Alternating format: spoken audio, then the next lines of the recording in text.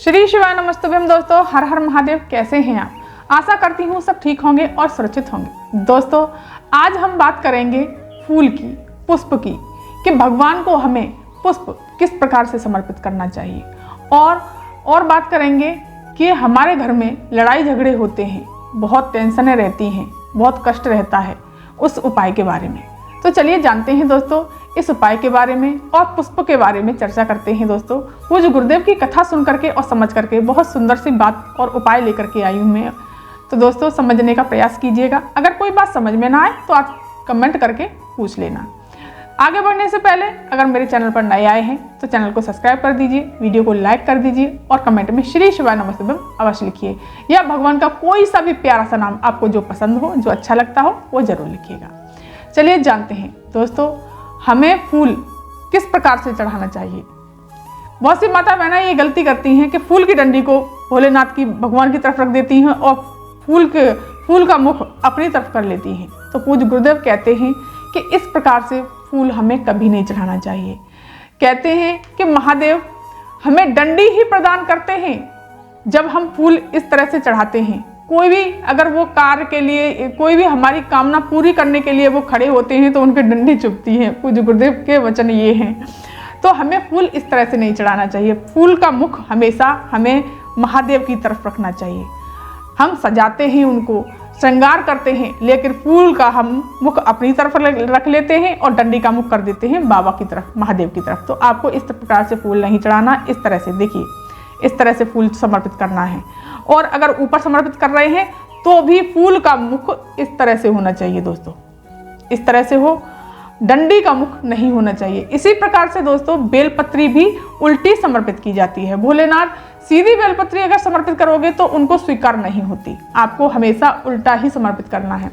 पूज्य गुरुदेव कहते हैं कि फूल का एक नियम ये है कि अगर हम फूल इस तरह से चढ़ाते हैं तो पूज्य गुरुदेव कहते हैं कि इस तरह से चढ़ाने से फूल हमारे हृदय की बात को, हमारे मन की बात को, हमारी कामना को महादेव से कहते हैं। वो ये कहते हैं कि बाबा इसने अपने कोमल मन से, जैसे मैं कोमल हूँ उसी कोमल मन से आपको मुझे समर्पित किया है, ऐसी ही कोमलता इसकी बनाए रखना, और आपको जितना मैं सुगंधित हूँ उसकी ऐसी ही सुगंधितता इसकी पूरी समाज में फैलाए रखना। पूज्य गुरुदेव के वचन ये हैं दोस्तों। बहुत ही सुंदर सी बात कही है पूज्य गुरुदेव ने, और कहा है कि दुर्गंध से मुझे दूर रखना। मतलब जिस व्यक्ति ने, जिस इंसान ने ये फूल आपको समर्पित किया है उसे बुरे लोगों से दूर रखना और कठिनाइयों से दूर रखना। इसको मेरे तरह से ही कोमल और अच्छा और सुंदर बनाना और उनकी मनोकामना पूरी करना। पूज्य गुरुदेव के वचन ये हैं दोस्तों। इस तरह से हमें फूल को समर्पित करना चाहिए। हमेशा महादेव की तरफ ही फूल का मुख रहना चाहिए। और पूज्य गुरुदेव कहते हैं कि लड्डू गोपाल को या किसी भी देवी देवता को अगर आप फूल समर्पित करते हैं तो डंडी का मुख रखें अपनी तरफ और फूल का मुख रखें उनकी तरफ, तभी उनको फूल स्वीकार होता है दोस्तों। और एक बात और कहना चाहूँगी दोस्तों, पूज्य गुरुदेव की कथा सुन करके और समझ करके पूज्य गुरुदेव ने कहा है, पंच पुष्प शिव महापुराण में ये वर्णन किया था पूज्य गुरुदेव ने कि फूल हमें किस प्रकार से तोड़ना चाहिए।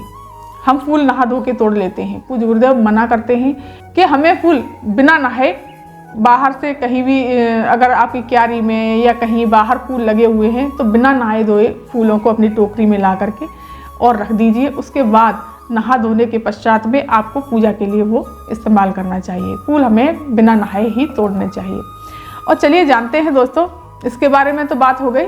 अब चलिए जानते हैं कि हमारे जीवन में दुख आ रहे हैं, कोई भी बात नहीं होती फिर भी घर में लड़ाई झगड़े बने रहते हैं, टेंशनें बनी रहती हैं, इतना कलह होती है कि बहुत ज़्यादा परेशान हो जाते हैं। तो इसके लिए पूज्य गुरुदेव ने बहुत ही सुंदर सा और अचूक उपाय बताया है। चलिए जानते हैं उस उपाय को किस प्रकार से करना है और कैसे करना है। दोस्तों एक तांबे का कलश लेना है, इसमें जल भरना है आपको अपने घर से, अपनी रसोई से, अपने परिंदे से। पूज्य गुरुदेव कहते हैं कि अगर हम अपनी रसोई से, अपने परिंदे से जल भरते हैं तो हमारा वास्तु दोष खत्म होता है, साथ ही साथ पितृदोष भी समाप्त होता है। इसमें थोड़ा सा अगर मीठा डालें तो आप मीठा डाल लें, इस प्रकार से मीठा डाल लेना है आपको। और थोड़ा सा गंगा जल, दोस्तों मैं गंगा जल मीठा डाल के जरूर ले जाती हूँ, मैं सादा जल नहीं ले जाती।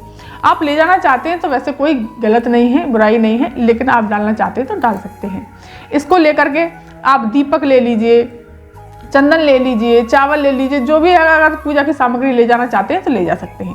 इसी के साथ ही साथ आपको क्या करना है, 7 लौंग ले लेनी है आपको, 7 लौंग। देखिए दोस्तों 7 लौंग इस प्रकार से 7 हैं ये, 1 2 3 4 5 6 7 लौंग ले लेनी है, सीधे हाथ में रख लेनी है 7 लौंग।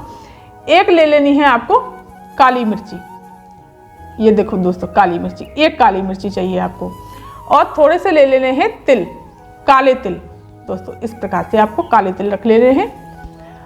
और पहुंच जाना है देवादिदेव महादेव के शिव मंदिर। शिव मंदिर पहुंच करके आपको उत्तर दिशा की तरफ मुख करके खड़े हो जाना है शिवलिंग के पास, इस तरह से। और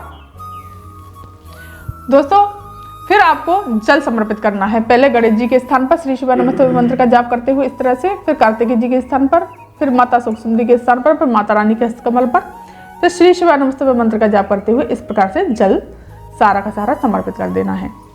इस तरह से आपने लौंग 7, एक काली मिर्ची, थोड़े से काले तिल ले लिए हैं। अपना नाम और गोत्र बोल करके और अपनी समस्या जो भी है आप बोल करके शिवलिंग पर इस तरह से आपको समर्पित कर देना है।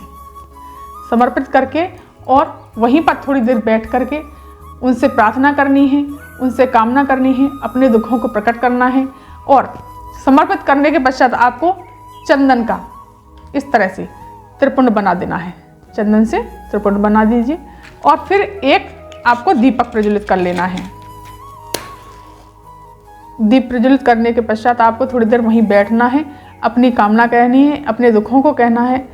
जो आपके घर में लड़ाई झगड़े, टेंशन या दुख आ रहे हैं उनको प्रकट करते हुए, भगवान से प्रार्थना करते हुए थोड़ी देर बैठना है। श्री शिवाय नमस्ते मंत्र का जाप करना है और इसके पश्चात आपको आरती कर देनी है भोलेनाथ की। और प्रणाम करते हुए इस तरह से आपको फिर चरण छू लेने हैं और फिर अपने सीधे घर चले जाना है। दोस्तों पूज्य गुरुदेव कहते हैं मात्र 2 दिन में ही, 3 दिन में ही आपको असर दिखना शुरू हो जाएगा। ये बहुत ही अच्छा और अचूक उपाय है, आप इस उपाय को जरूर करिएगा। और पूज्य गुरुदेव ने कहा है अगर आपको ये कोई शिवलिंग पर समर्पित ना करने दे तो आप मंदिर की चौखट पर भी ये उपाय करके आ सकते हैं। आप मंदिर की चौखट पर भी ये उपाय कर सकते हैं। तो दोस्तों बहुत अच्छा और अचूक उपाय है। तो दोस्तों ये वीडियो, ये जानकारी आपको कैसी लगी? अगर पसंद आई हो तो चैनल को सब्सक्राइब कर दीजिए, वीडियो को लाइक कर दीजिए और कमेंट में श्री शिवाय नमस्ते अवश्य लिखिएगा। धन्यवाद।